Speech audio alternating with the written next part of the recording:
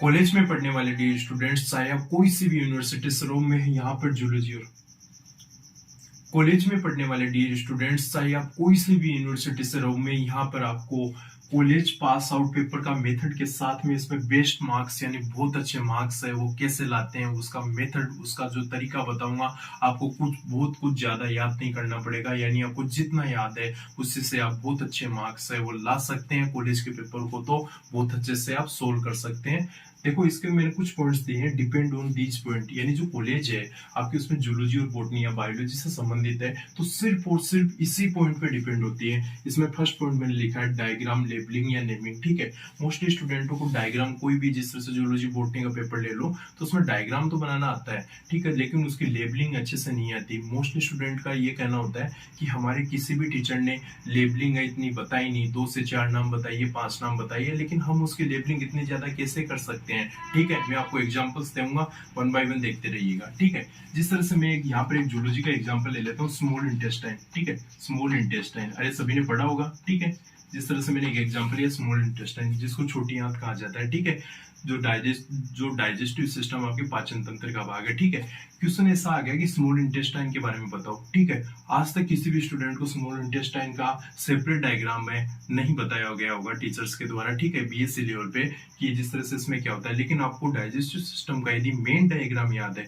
तो आप खुद इसका डायग्राम बना सकते हो। ठीक है, देखो आपको पता होना चाहिए जिस तरह से यहाँ से जो ऊपर की ओर से जो लीवर है और इससे नीचे की ओर आते हैं तो पेनक्रियाज, गोल्जी बॉडी, और यहाँ से आगे की ओर है जो आपकी कौन सी जाती है, स्मॉल इंटेस्टाइन। ठीक है, स्मॉल इंटेस्टाइन है, इस तरह से भागों में इस तरह से यहाँ पे मैं बोलूंगा अंतर्वली तो हुई हुई रहती है। ठीक है, ये आपकी होगी स्मॉल इंटेस्टाइन। ठीक है, ये आपकी स्मॉल इंटेस्टाइन। ठीक है, अब इस स्मॉल इंटेस्टाइन में देखो आपको पता है, हाँ सर बिल्कुल इस टाइप की सी होती है, और इसके जिस तरह से मैं बोलूंगा आउटर एरिया की ओर यहाँ पर आपकी कौन सी होती है, लार्ज इंटेस्टाइन। ठीक है, आप बोलोगे सर ये क्या बात हुई, आपने तो डाइजेस्टिव सिस्टम का मेन डायग्राम बना दिया। नहीं, मैं यहाँ पर हेडिंग में स्मॉल इंटेस्टाइन लिखूंगा, मैं पार्ट्स के नाम सिर्फ स्मॉल इंटेस्टाइन के लिखूंगा, ध्यान से देखते जाइएगा। ठीक है, मैं बात करता हूँ, देखो ऊपर की ओर जिस तरह से कौन सी वेसल्स वगैरह होती है, लीवर की होती है, जिस तरह से मैंने यहाँ पर लिख दिया लीवर वेसल्स। ये लीवर की होगी, मेरा मेन पर्पज किसका है, स्मॉल इंटेस्टाइन का। ठीक है, स्मॉल इंटेस्टाइन है, उसके देखो 3 भाग होते हैं, आपको सबको पता है, डुडेनम, जेजुनम और एलियम। ठीक है, डुडेनम, जेजुनम और एलियम, ऊपर वाला जिस तरह से डुडेनम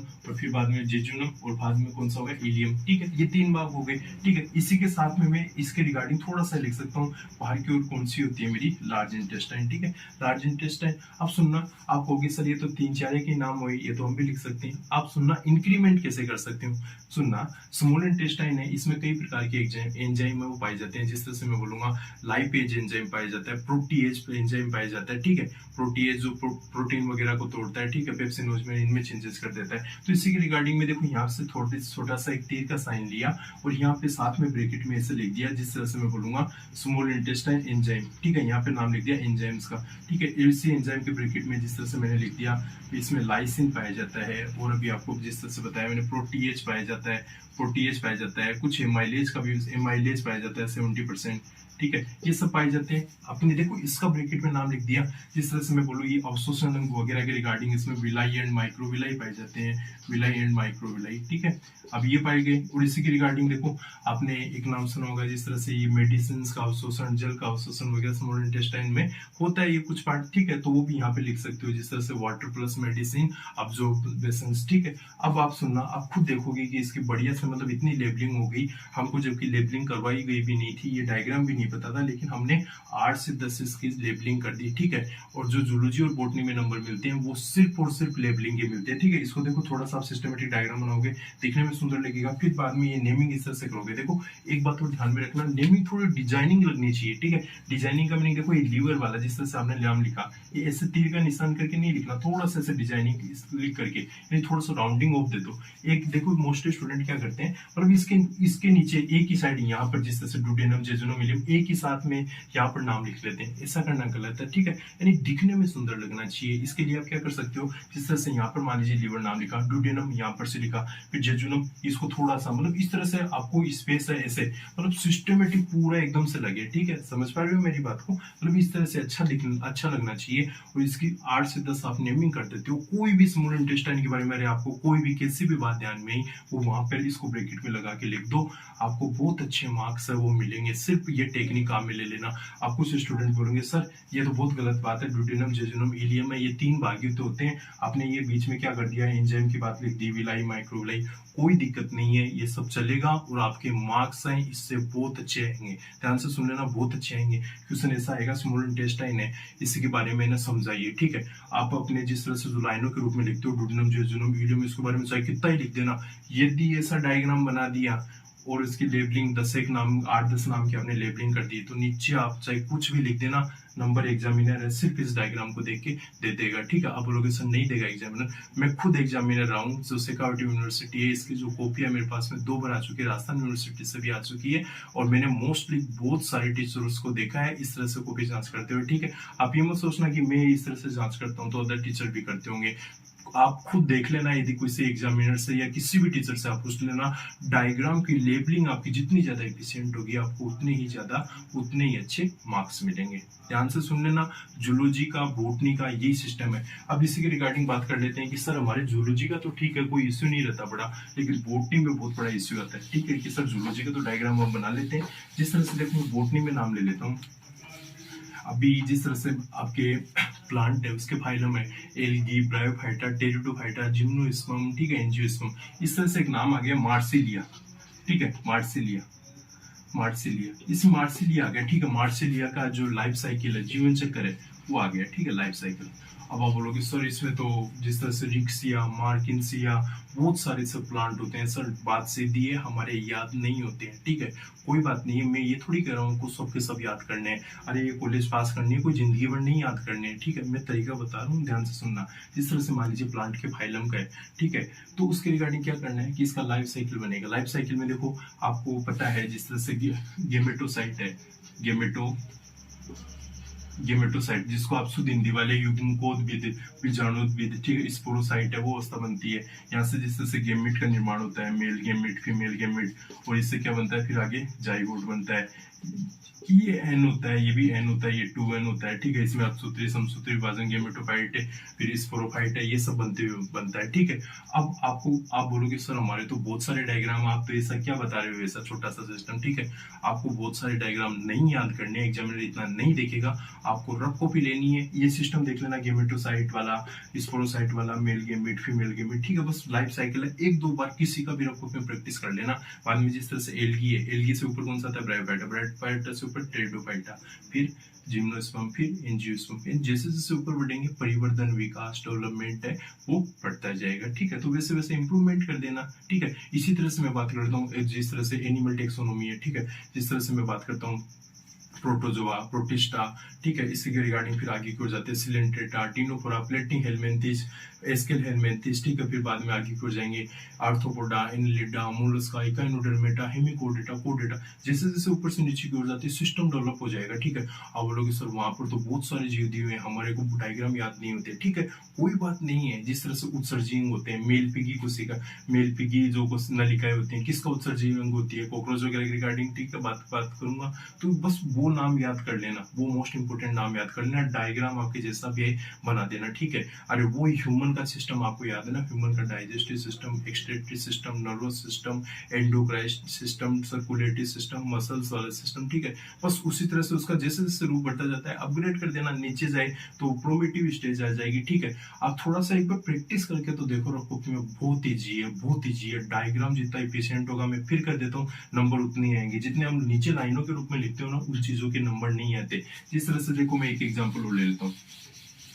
क्वेश्चन आ गया डीएनए के बारे में लिखो, ठीक है, डीऑक्सीराइबोन्यूक्लिक अम्ल, ठीक है। आप इसमें चाहे कितने रामायण लिख लेना, वो एडेनिन, ग्वानिन, थाइमिन वाला, एटीजीसी, ठीक है, वो साइटोसिन वाला, इसके बारे में चाहे कितना ही कुछ लिख देना। नंबर कब आएंगे, जब डायग्राम जितना ज्यादा एफिशिएंट होगा, ठीक है। जो वाटसन क्रिक वाला पता नहीं, ये जिस तरह से ये आपका 20 एमस्ट्रोंग, 34 एमस्ट्रोंग, 3.4 एमस्ट्रोंग, बस ये डायग्राम बनाना है। इसमें फिर वो क्षारक प्यूरिन, पिरिमिडिन वगैरह उनकी स्ट्रक्चर आती है, बना दो, ठीक है। न्यूक्लियोसाइड, न्यूक्लियोटाइड उनकी स्ट्रक्चर आती है, वो बना दो। अरे आप जितना शब्दों में, ध्यान से मेरी बात सुनना, देखो ये मान लीजिए वाटसन क्रिक का मॉडल बनाते हो आप डीएनए का, बढ़िया से बनाओ ना, किसने कहा आपको कंजूसी करनी है, ठीक है, कंजूसी घर पे कर लेना।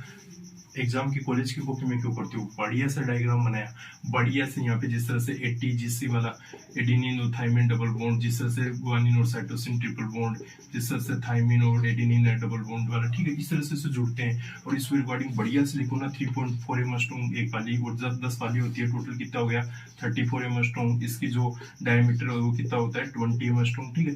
ये सब बातें बढ़िया से लिखो। अब मान लीजिए कॉपी आती है चौड़ी, बोले सब बता लगता है, कोई बात नहीं है। किसका मॉडल था, DNA, बढ़िया से ऐसे लिख दो ना, डीऑक्सीराइबोन्यूक्लिक एसिड, ठीक है। DNA के रिगार्डिंग ये नाम लिखा, थोड़ा सा इसको कटिंग नहीं करना चाहिए, मतलब यहाँ ऐसे तिरछा लिख दिया, फिर एक नाम ऐसे लिख दिया, वाटसन क्रिक का मॉडल, ठीक है। ये सब मतलब नाम में लिख दोगे तो इससे बहुत अच्छा इफेक्ट पड़ेगा आपको। इतना ज्यादा मतलब जो मैं इसको रामायण के रूप में बोलता हूँ, इसे पैराग्राफ लिखते हैं ना, वो नहीं लिखने की जरूरत पड़ेगी, बहुत कम लिखने की जरूरत पड़ेगी कि आपको जैसा आता है ना वैसा लिख देना, चल जाएगा काम, लेकिन डायग्राम एफिशिएंट बन जाने चाहिए, ठीक है।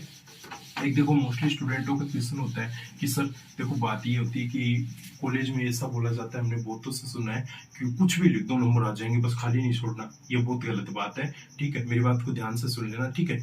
आपको क्या करना है, जिस तरह से मान लीजिए अभी जो क्वेश्चन है DNA की रिगार्डिंग आ रहा है, ठीक है, मान लीजिए आपको जितना आया उतना आपने लिख दिया, फिर आपको याद नहीं आ रहा, कोई बात नहीं है, तो DNA की रिगार्डिंग इस टॉपिक को चेंज मत करो, टॉपिक में चेंज DNA की रिगार्डिंग जो भी कुछ जैसा भी छोटा मोटा आया, इसका कोई भी मॉडल आया, त्रिविम मॉडल आया, द्विविमीय मॉडल आया, DNA से रिगार्डिंग थोड़ा सा फिर आप धीरे धीरे हटो। हटने का मीनिंग है DNA से थोड़ा सा हट के आप RNA वगैरह में चले गए, न्यूक्लियोसाइड न्यूक्लियोटाइड वगैरह में हट गए, यानी ऊपर ऊपर बढ़िया से दिखाओ, जितना ऊपर से वो हो जाता है, जितना मतलब इसके बारे में मान लीजिए आपने 10 एक लाइनें लिखी DNA के बारे में, काम हो गया। बोले सर इसके बाद आगे मैं तो नहीं लिख पा रहा हूँ, बात सीधी है, कोई बात नहीं है। बोले सर RNA के बारे में मेरे को 2 लाइन पता है, RNA के बारे में 2 लाइन लिखती, फिर याद आया कि सर RNA वो 3 प्रकार के mRNA, tRNA, rRNA, ठीक है। बोले सर 1-2 लाइन और याद आ गई, ठीक है, कोई बात नहीं। फिर बोले कि सर 1 लाइन न्यूक्लियोसाइड न्यूक्लियोटाइड उनकी याद आ गई, ठीक है। ऐसे कोई भी लाइन यानी कहने का मीनिंग है मेरा कि उस टॉपिक उस यूनिट के रिगार्डिंग ये लाइन लिखते जाओ। और ऑर्डर क्या होना चाहिए, पहले जो टॉपिक पूछा है उसी के रिगार्डिंग, फिर धीरे धीरे नीचे की ओर जाते हो तो थोड़ा दूर उड़ने की कोशिश करो, लेकिन उस यूनिट से बाहर मत हो जाना। समझ पा रहे हो मेरी बात को। नेक्स्ट मैं बात करता हूँ, देखो शॉर्ट क्वेश्चन, ठीक है। जूलॉजी और बॉटनी में आपको जिस तरह से मैं बात करूँ, जूलॉजी है, जूलॉजी की आपके BSc फर्स्ट ईयर हो चाहे सेकंड ईयर चाहे फाइनल, ठीक है। इसमें शॉर्ट क्वेश्चन है आपके 9 क्वेश्चन आएंगे या 10 क्वेश्चन आएंगे, ठीक है, 9 या 10। इसमें क्या होता है, जिस तरह से फर्स्ट सेकंड थर्ड 3 पेपर होते हैं आपके, फर्स्ट क्वेश्चन 33 का, ये भी 33 का, ये 34 का।